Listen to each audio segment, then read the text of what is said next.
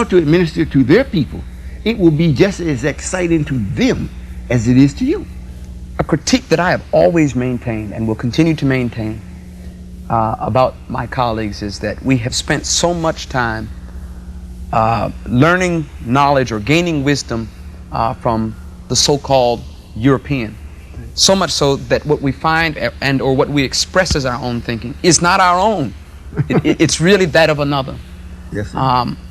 The greatest challenge that I have as a young minister is challenging my colleagues to come to a point where their thinking is no longer the expression of another man. Yes, sir. And that seems like an uphill battle to me. Well, yes, sir, because in their mind, there's two things. If they really believe in what they're teaching, it's like you're taking away from them their security.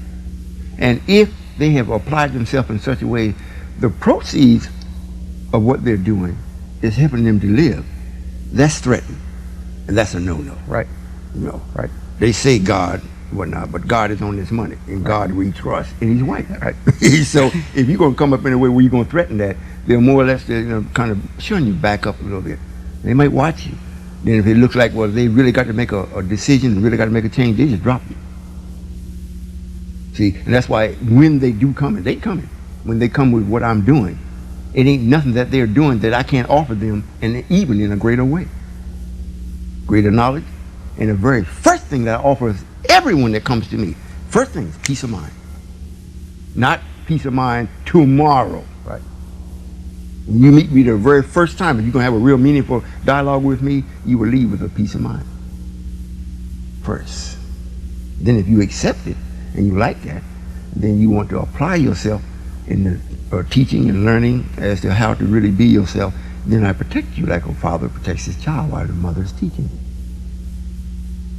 How long will your patience abide? With particularly our people. Well, us as a people, not much longer. Individuals, it depends upon the person. Say what I mean now. If you come and say, well, I'm not going to come and actually accept this in a way where I'm joining or to be a member. However, I will do everything that I possibly can and what I have to make sure this is magnified. Well, then I will have as much mercy with you as you allow me to have. However, as for us as a people, it's almost up. In other words, you have got to make that turn. You've got to make that turn. In the prayer, my life and my death are all for Allah.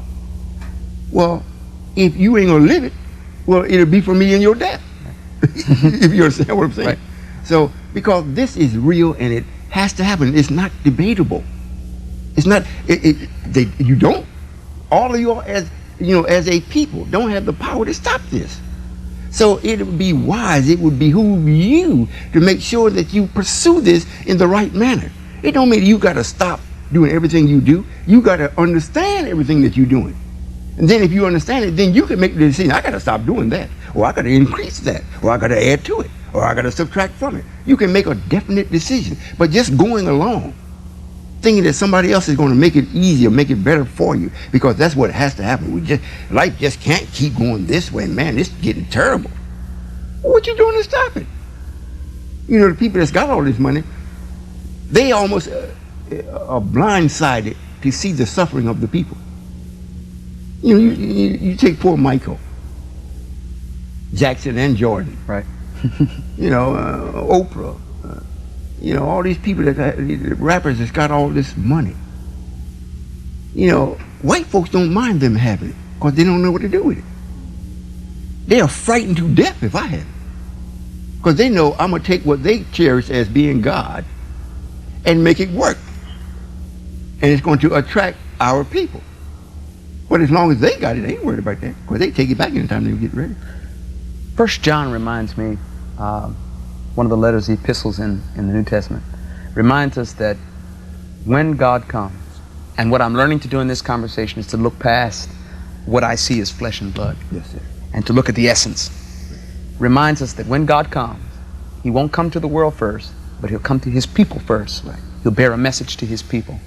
And I've often wondered why it is that black people were the biggest sufferers of Hurricane Katrina. Yes, sir. And I believe that I'm coming to a point in my life where I'm acknowledging that God is coming to his people first. Yes, sir. Yes, sir. I've actually, like I said, we raised the messenger up, let him speak. At the same time, we allowed Martin Luther King to come up. Right. It's like we made two mountains because our people was in the valley. And so, now which mountain do you want to come up on? So then, after that decision was made, then I personally come myself. So, and I'm taking away all the other mountains. It ain't gonna be but one. Right. So, and I come to my people because this was the plan from the beginning. We told the devil, look, I'm gonna loan you my vineyard and my people. Let my son go away and be with you and whatnot. And you wrote about it being prodigal son. He was right there with you, helping you do all these kind of things and whatnot. And the treatment that you gave him, he finally decided that, hey, he had enough. Right. Coming on back home. Right. So all these things have been lived. Now I'm here to make sure that the promise that the God was supposed to do, that part hasn't been lived yet. So I'm here now to make sure it is lived and brought into reality. Everybody that really knows me, they share with me a love that they can't even pronounce in this language. It's like, I know it because they express it to me in wordless knowledge. And I never take advantage of it.